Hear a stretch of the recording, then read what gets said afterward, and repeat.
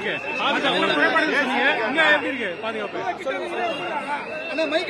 பாதுகாப்பு ஏற்பாடு தீவிரமா பண்ணிருக்காங்களா? ஏன்னா நீங்க பாதுகாப்பு ஏற்பாடுல ஏற்கனவே பலமுறை சொல்லிருக்கீங்க குறை இருக்குன்னு. பாதுகாப்பு ஏற்பாடுலாம் ஓகேவா இருக்கு? இன்னைக்கு இப்போ இந்த நேரத்துக்கு கரெக்டா இருக்குதான்னு நீங்க தான் சொல்லணும்.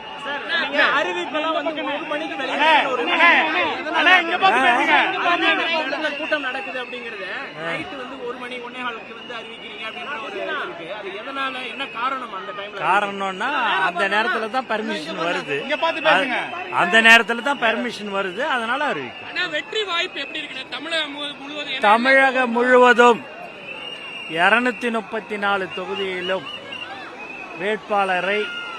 வெற்றி வேட்பாளரை நிறுத்தியிருக்கிறாரு.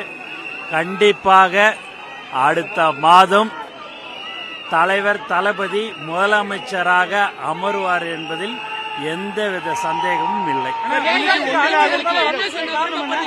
எதிர்கட்சிகளுக்கு என்ன சொல்லுவீங்க? ஏன்னா அவங்க தொடர்ந்து டிவிகே விஜய் அவர்களையும் மற்றவங்களையும் கிரிட்டிசைஸ் பண்ணிட்டே இருக்காங்க. யாரு வேணாலும் எது வேணாலும் சொல்லட்டும். எங்களுடைய பணி மக்களுக்கு சேவை செய்ய பணி மட்டும்தான். அதற்கு தலைவர் தளபதி எங்களை அறிவுறுத்திருக்கிறாரோ அதுபடி நாங்கள் செயல்படுவோம்.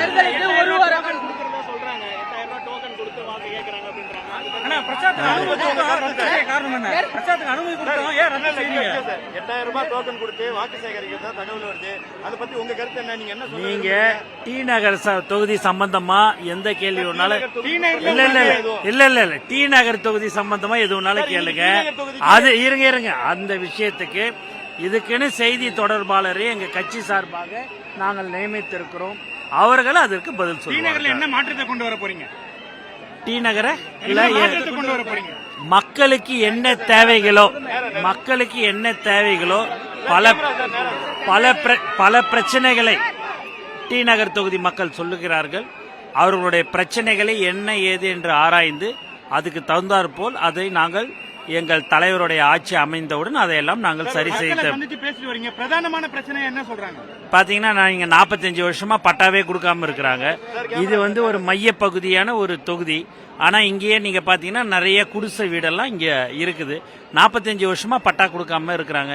எப்படி 45 வருஷமா ஏன் பட்டா கொடுக்கல அந்த மக்களுக்குன்றது தெரியல. அது எல்லாத்தையும் வந்த உடனே நாங்க சரி செய்வோம். டி நகர்ல தேர்தல் களம் எப்படி சார் இருக்கு? திமுக கூட போட்டி போடுறீங்க, களம் எப்படி இருக்கு? நன்றாகவே இருக்கிறது. கண்டிப்பாக டி நகர்ல கண்டிப்பாக வெற்றி பெறுவோம். முன்னாள் எம்எல்ஏ கருணாநிதி, இப்ப கரண்ட் எம்எல்ஏ கருணாநிதி இப்போ தாவேக்கால இணைய போறதா ஒரு தகவல் வருது, உண்மையா? அவங்களுடைய மகள் எங்களுடைய கட்சியில இணைந்து செயல்பட்டு கொண்டிருக்கிறார். அது அவர்கிட்ட நீங்க கேளுங்க. தலைவர் ஏன் தொடர்ந்து பிரச்சாரம் பண்ண மறுக்கிறாரு? ஏன் தொடர்ந்து பிரச்சாரம் பண்ண மாட்டாரு? அனுமதி கொடுத்தா பிரச்சாரம் பண்ணிட்டு தாங்க இருக்கிறோம். நீங்களாவே ஏதாவது